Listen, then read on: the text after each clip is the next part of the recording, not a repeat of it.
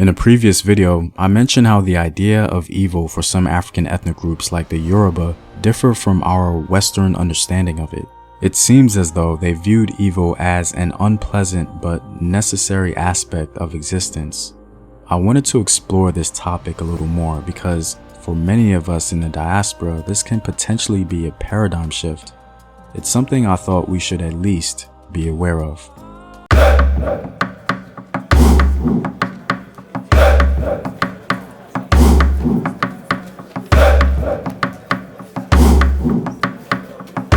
What up, African world? It's Home Team here, and welcome back to another video of African history, culture, and worldview. Our website Afrographics is available for resources on African history, and if you like this channel, you can support this content on patreon.com. And with a word from my sponsors, there's a new social media platform dedicated to educating and uplifting our people. No longer do we have to be censored for speaking our truth. Our Black Truth is Black owned and operated, and a place where you can post your businesses and even monetize your content. You can download the app at Google Play or the App Store, and you can visit the website at ourbblacktruth.com. Links to everything in the description box below. To begin, it's important to understand that what we'll be discussing today does not at all apply to the entire continent of Africa. African people have always had a diverse way of viewing the world and have also had many different styles of spirituality or religion. This video will focus primarily on the Yoruba concept of evil. Also of note, by no means am I an expert on African religion, as it's a very difficult topic to discuss. The only way to truly understand traditional African religion is from Africans themselves, and there isn't much information available to us with that prerequisite, if you will. So please keep in mind that the information in this video is limited. Before we get into the Yoruba concept of evil, let's discuss one of the oldest stories in world history, the story of Asar, Set, and Haru. Asar was killed by his brother Set, apparently due to jealousy. Asar's body was dismembered and dispersed into different areas. Asar's wife, Set, brought his body together and wrapped it in the first documented mummification process. Set still managed to have a child with Asar, who was named Haru, and Haru defeated Set in battle to become the ruler of the living, and Set became the ruler of the so-called underworld, if you will. This story is believed to come from the pre-dynastic period of the Nile Valley before around 3000 BC. I think it's interesting how spiritual or religious concepts evolve as Africans experience the world around them, because Set, despite his actions, was not associated with evil until later in Egyptian history. In the pyramid text, Set is called both good and evil. Now, from a Judeo-Christian perspective, Set is largely associated with the devil. However, comparisons like this are very limited due to contrasting spiritual or religious paradigms. The majority of the Western world takes religious cues from the modern Judeo-Christian tradition, and this tradition alludes to the idea that good and evil are two separate things and must exist apart from one another. In fact, the end goal is that evil will eventually be completely obliterated.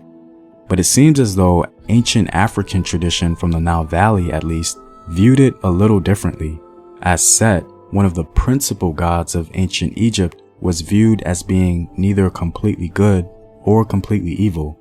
The idea of Set evolved over time, but in general, he is largely viewed as having both characteristics. Some Africans seem to be quite comfortable with the idea of blurred lines, while the modern Judeo-Christian belief we know and understand today seem less comfortable with that, or at least more willing to be absolute in ideology. For example, according to the Encyclopedia of African Religion, the Yoruba believe that good is of no special relevance without evil.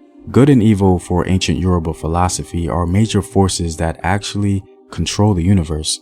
And so the destruction of evil would be the end of our universe and not necessarily the ushering in of a better one. One way in which the Yoruba conceptualize this idea is through the birthing process.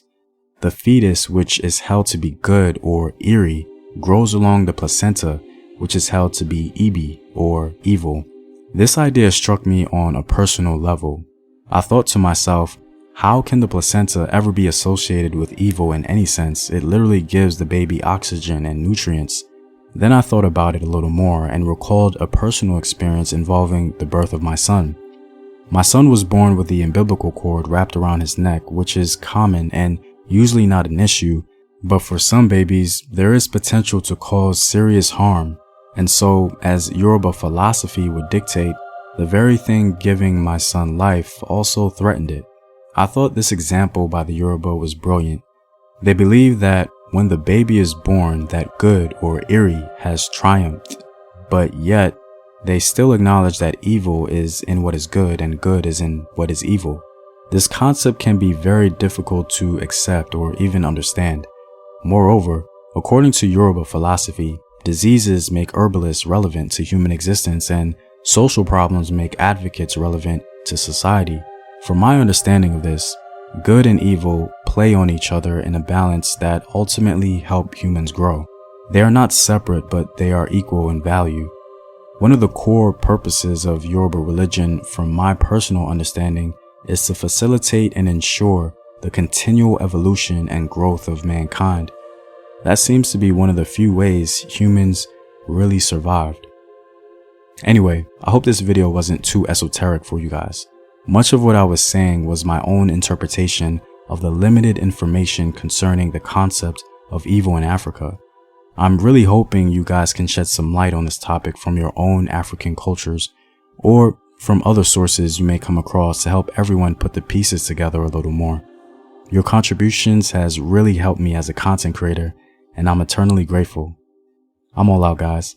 If you like these videos and want to help in its continued production, consider supporting the home team on patreon.com. The link is in the description box below. Know thyself. Remember your ancestors. Peace.